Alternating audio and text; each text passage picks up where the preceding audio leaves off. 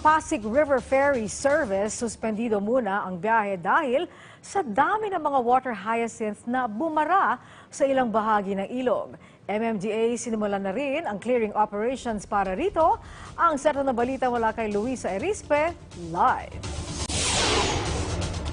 Angelic, tuloy-tuloy nga ngayon ang operasyon ng Metro Manila Development Authority para alisin o linisin ang mga water hyacinth na nagkalat sa Ilog Pasig.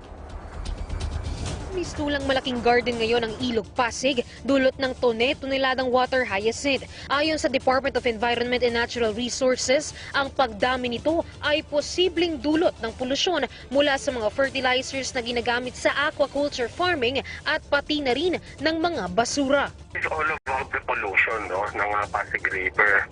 Yung mga pollution dyan sa paligid na lugar na yan, yung galing sa mga industrial places, yung mga commercial places dyan, and of course yung mga informal settler families din na nakatira dyan sa gilid ng river. Kaya naman, ang Metro Manila Development Authority sinimulan na ang operasyon para malinis ang ilog at matanggal ang mga sagabal na water hyacinth sa Ilog Pasig. Gamit ang mga skimmer, isa-isang dinidispose sa mga nagkalat na halaman, pero dahil dalawa lamang ang makinang ito ng MMDA, posibleng sa loob pa ng 2 linggo o higit pa matapos ang operasyon.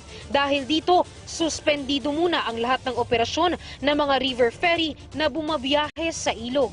Nasa mahigit 7 ferry boats po ang hindi makakabiyahe sa ngayon. Postpone po yan dahil po nung ipinilit nung Monday, talaga hong napuno ng water lilies yung mga propellers. So cancel po muna ang biyahe ng Pasig River Ferries natin para ho dun sa mga tumatangkilik na sumasakay dito.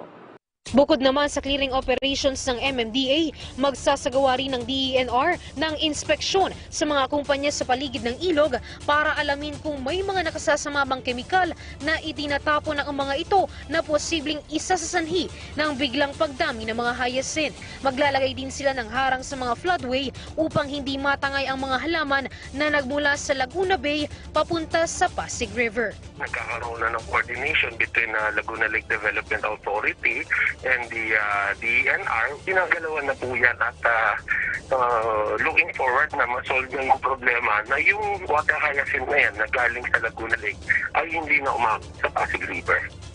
Angelic, patuloy naman ang panawagan ngayon ng mga otoridad, lalo na sa mga residente at mga establishmentong malapit sa Ilog Pasig na iwasan na ang pagtatapon ng basura para hindi na dumami pa ang mga water hyacinth na nagkalat sa Ilog Pasig. At yan na muna ang latest mula ito sa Pasig City. Luisa Erispe para sa Bayan. Okay, maraming salamat sa iyo, Luisa Erispe.